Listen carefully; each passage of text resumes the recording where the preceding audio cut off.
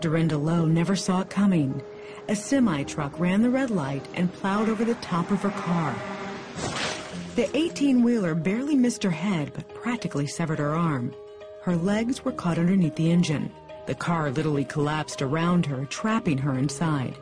We could tell right away that both of her arms were broken, and we knew at least one of her legs were broken, possibly the other one. Plus, we was pretty sure she probably had some internal injuries to go with that. It was a pretty low percentage on whether she was going to make it or not. It was definitely life-threatening injuries.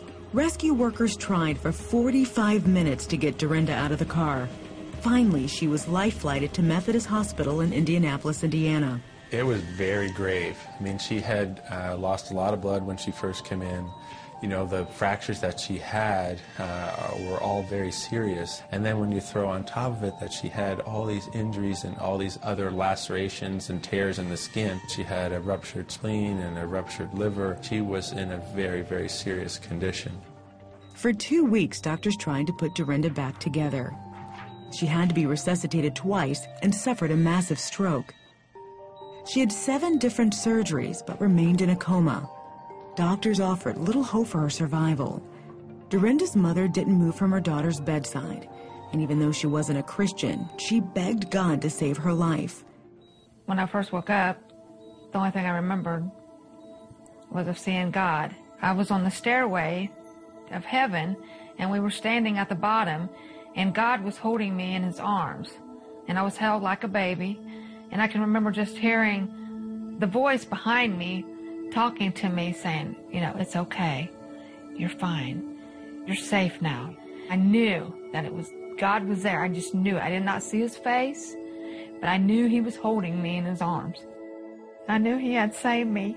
I needed it. I was never saved. I wasn't a Christian. I never knew how to actually ask God to forgive me for all my sins. Deerinda had a long and hard physical recovery ahead of her. She remained bedridden at home for 3 more months. She had to learn how to do everything again. I was just so scared. I just thought I would never walk. And I had physical therapists at home that learned, they worked with me and stuff. And so I learned to walk on a walker.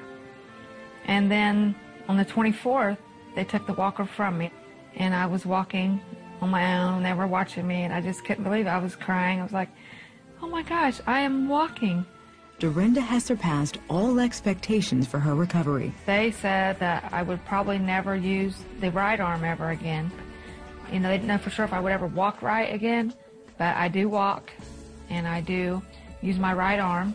A lot of times we see patients with bad bone and joint injuries, but to see somebody with this number of bone and joint injuries and the abdominal injuries that she had, the belly injuries and the stroke, to have come back like this, it's really phenomenal. It is an exceptional recovery, absolutely.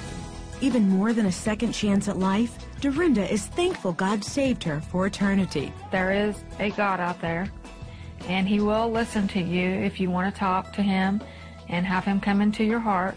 I'm lucky that I'm here and I got a second chance, that I did not die, and then I got to accept him into my heart, and he forgave me for all my sins.